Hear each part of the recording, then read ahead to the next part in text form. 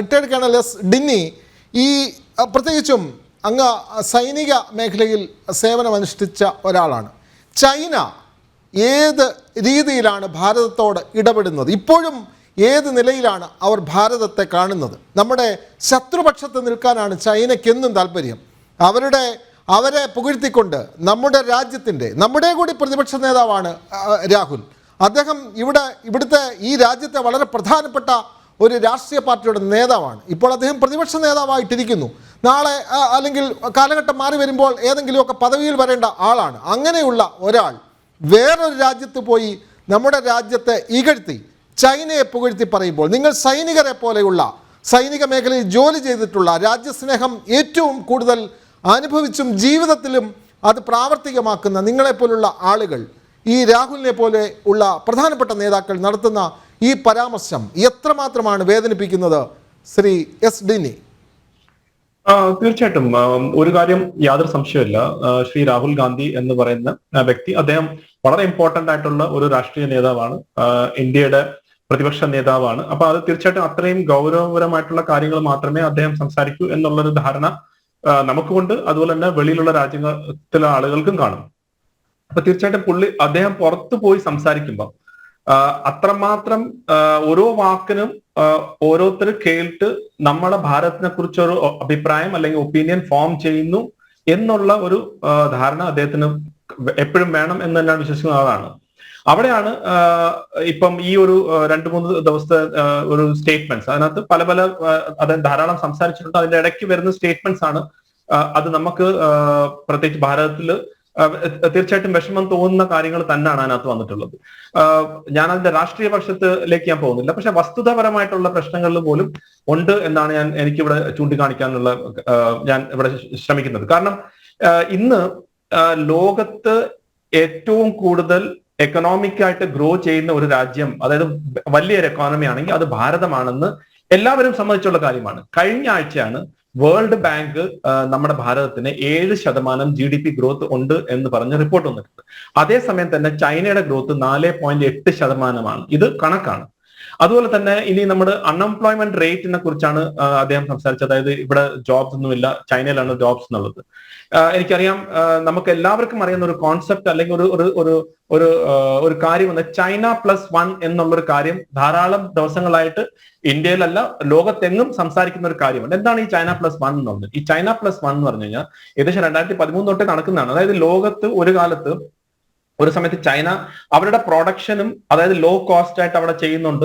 എല്ലാ ഇൻഡസ്ട്രീസും എല്ലാം ചൈനയിലേക്ക് അവിടെ തന്നെ ആയിരുന്നു എല്ലാം ഉള്ളത്. അത് യൂറോപ്യൻ യൂണിയൻ ആയാലും ശരി, ഏഷ്യയിൽ നിന്ന് മറ്റു രാജ്യങ്ങളായാലും ശരി, US ആയാലും ശരി, എല്ലാവരും ചൈനയെ വലിയ രീതിയിൽ ഡിപ്പെൻഡന്റ് ചെയ്യുന്ന ഒരു അവസ്ഥയിലേക്ക് എത്തി.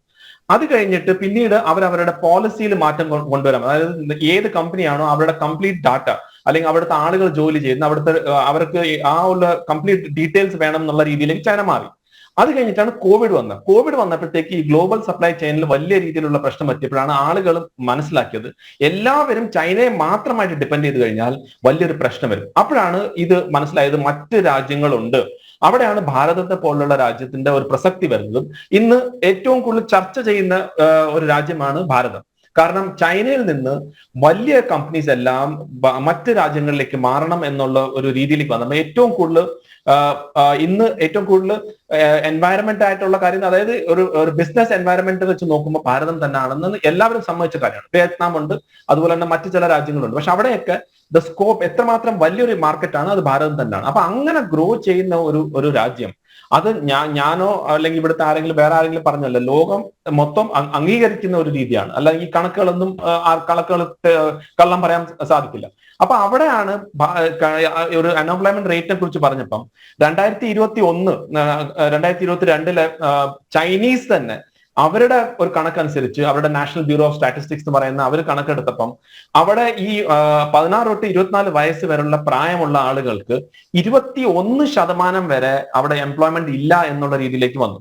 അത് കാരണം എന്ത് പറ്റിയെന്ന് പറഞ്ഞാൽ അവർ ആ കണക്കെടുക്കുന്നത് നിർത്തിച്ചു. അതായത് കാരണം ഈ എല്ലാ വിഭാഗത്തിൽപ്പെട്ട ഡാറ്റയും വേണ്ട, ഒരുമിച്ചുള്ള രീതിയിൽ നിന്ന് മാത്രം കൊടുത്തു. ഇപ്പോഴും അവരുടെ ഏകദേശം 5.2%, അതായത് വേൾഡ് ബാങ്കിന്റെ റിപ്പോർട്ടിൽ തന്നെ അക്രോസ് എൻറ്റയർ എല്ലാവരെയും നോക്കുകയാണെങ്കിൽ 5.2. അവിടെ ഇന്നത്തെ വേൾഡ് ബാങ്ക് റിപ്പോർട്ട് തന്നെ 4.7% ഭാരതം. അപ്പൊ പറഞ്ഞു വന്നത്, തീർച്ചയായിട്ടും ഇന്നത്തെ അവസ്ഥ വെച്ച് ഭാരതം വളരെയേറെ മുന്നോട്ട് പൊയ്ക്കൊണ്ടിരിക്കുന്ന ഒരു അവസ്ഥയാണ്. അവിടെയാണ് പ്രതിപക്ഷ നേതാവ് ശ്രീ രാഹുൽ ഗാന്ധി പുറത്ത് ചെല്ലുമ്പം ഈ കണക്കുകൾ വെച്ച് സംസാരിക്കുമ്പോൾ അതൊരു തെറ്റായ രീതിയിലേക്കുള്ള ഒരു സന്ദേശം പോകുന്നുണ്ട്. ഒരു ഉദാഹരണം കൂടെ ഞാൻ പറയാം. എനിക്കൊന്ന് പ്രൊഫസർ റോണി കെ ബേബി അത് കേട്ട് കാണും. അദ്ദേഹം ഒരു ഇന്ററാക്ഷനിൽ ഒരു ഹിമാങ്ക് എന്ന് പറഞ്ഞുള്ള ഒരു കുട്ടി, അതായത് ഒരു സ്റ്റുഡന്റ് ആണ്. അദ്ദേഹം അവിടെ ചോദിക്കുകയാണ്. അദ്ദേഹം ആ ഒരു ഇന്ററാക്ഷന്റെ ഈ ചോദ്യോത്തര സമയത്ത് ചോദിക്കുന്ന ഒരു ഉത്തരമുണ്ട്, ഒരു ക്വസ്റ്റ്യൻ ഉണ്ട്. അദ്ദേഹം പറയാണ്, ഞാൻ എന്റെ ഒരു അനാലിസിസ് ചെയ്തു. ഈ കുട്ടി പറയാണ്, അതായത് 10 പേര് ഇന്ത്യൻസ് അമേരിക്കയിൽ പഠിക്കുന്നെങ്കിൽ അതിൽ 7 പേര് തിരിച്ച് ഭാരതത്തിൽ പോകണം എന്ന് ആഗ്രഹം പ്രകടിപ്പിക്കുന്നു. കാരണം ഇന്ന് അമേരിക്കൻ ഡ്രീം അത് ഇല്ലാതായിക്കൊണ്ടിരിക്കുകയാണ്. അതുപോലെ തന്നെ ഭാരതത്തിൽ ധാരാളം ഓപ്പർച്യൂണിറ്റീസ് വരുന്നുണ്ട്. അപ്പൊ അതുപോലെ തന്നെ അദ്ദേഹം ഒരു കണക്കും പറഞ്ഞു, ഏകദേശം ഒരു 5 വർഷത്തിനങ്ങാണ്ട് മില്യൺ പീപ്പിൾ അങ്ങോട്ട് പോയി എന്നുള്ള രീതിയിൽ ഉള്ള കണക്ക് അദ്ദേഹം പറഞ്ഞു. അപ്പൊ ഈ ചോദ്യം ഇതിനകത്ത് പിന്നെ അദ്ദേഹം രാഹുൽ ഗാന്ധിയോട് ചോദിച്ചത്, അങ്ങയുടെ അഭിപ്രായം എന്താണ്, ഇന്ത്യയുടെ ഈ ഗ്രോത്തിനെ കുറിച്ച് എന്താണ് എന്നുള്ളൊരു അഭിപ്രായമാണ് അദ്ദേഹം ചോദിച്ചത്. ആ ചോദ്യത്തിന് ഉത്തരം പോലും ശ്രീ രാഹുൽ ഗാന്ധി ഇവിടുത്തെ പ്രശ്നങ്ങളും അതുപോലെ തന്നെ അദാനി അംബാനി ആ ഒരു രീതിയിലേക്കുള്ള ഒരു രീതിയിലേക്കുള്ള ഒരു ഡിസ്കഷനിലേക്കും ഏകദേശം 16 ലക്ഷം കോടി രൂപ ഈ 20-25 ആളുകൾ മാത്രം എടുത്ത് എന്നുള്ള രീതിയിലേക്ക്. അപ്പൊ ഞാൻ മനസ്സിലാക്കുന്നത്, ഒരു യുവ ഇന്ത്യൻ, ഭാരതീയ ഇന്ത്യൻ പുറം രാജ്യങ്ങളിൽ പഠിക്കുന്ന ആ യുവ ഇന്ത്യൻ ഇന്ത്യയിലേക്ക് നോക്കുകയാണ്, അല്ലെങ്കിൽ അദ്ദേഹത്തിന്റെ കൂടെ പഠിക്കുന്നവർ ഇന്ത്യയിലേക്ക് നോക്കുകയാണ്. അവർക്ക് ഇന്ത്യയിൽ ഒരു ഓപ്പർച്യൂണിറ്റി ആയിട്ട് കാണുന്നുണ്ട്. അതാണ് അദ്ദേഹം പറഞ്ഞ അദ്ദേഹത്തിന്റെ സ്വന്തം അനാലിസിസിൽ 10-ൽ 7 പേര് പറയാണ് ഞങ്ങൾ തിരിച്ച് ഇന്ത്യയിലേക്ക് പോകണം.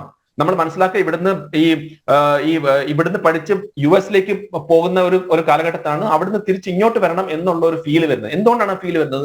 ഭാരതം റൈസ് ചെയ്യുന്നുണ്ട്, ഭാരതം ഗ്രോ ചെയ്യുന്നുണ്ട്. അതിന് ഏത് ഗവൺമെന്റ് വന്നാലും ഭാരതം റൈസ് ആവും എന്ന് വിശ്വസിക്കുന്ന ഒരാൾ കൂടിയാണ്. അവിടാണ് ശ്രീ രാഹുൽ ഗാന്ധി അവിടെ ഭാരതത്തിന്റെ ഒരു നല്ല വശം പറയാമായിരുന്നു എന്നുള്ള എന്റെ അഭിപ്രായം. കാരണം അദ്ദേഹം പറയുന്ന ഓരോ കാര്യങ്ങളും പുറത്ത് അത്രമാത്രം വളരെ സെൻസിറ്റീവ് ആയിട്ടും വളരെ എല്ലാ വാക്കും ഉപയോഗിക്കുന്ന ഒരു കാലത്താണ് നമ്മൾ താമസിക്കുന്നത്. പ്രത്യേകിച്ച് ഇപ്പം സിഖുകാരെ കുറിച്ച് പറഞ്ഞു. നമ്മൾ സിഖുകാരെ കുറിച്ച് പറയുകയാണെങ്കിൽ ഇന്ന് ഏറ്റവും കൂടുതൽ ദേശഭക്തിയായിട്ടുള്ള ആളുകൾ നമുക്ക് ചൂണ്ടിക്കാണിക്കുകയാണെങ്കിൽ അത് സിഖുകാർ തന്നെയാണ്.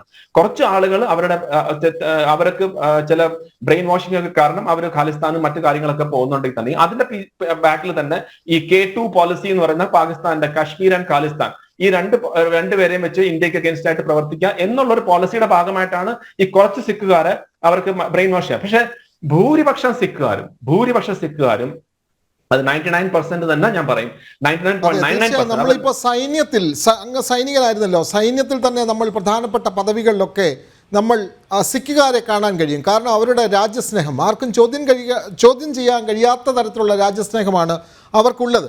പക്ഷേ അങ്ങനെയുള്ളപ്പോഴാണ് കോൺഗ്രസ് നേതാവ് പറയുന്നത്, അതും സിഖ് സമൂഹത്തെ പറ്റി സംസാരിക്കാൻ കോൺഗ്രസ്സിന് എന്ത് അവകാശമെന്ന് പോലും ചോദിച്ചു പോകുന്ന ചരിത്രപരമായ കാര്യങ്ങൾ ഇവിടെ നടന്നിട്ടുണ്ട്.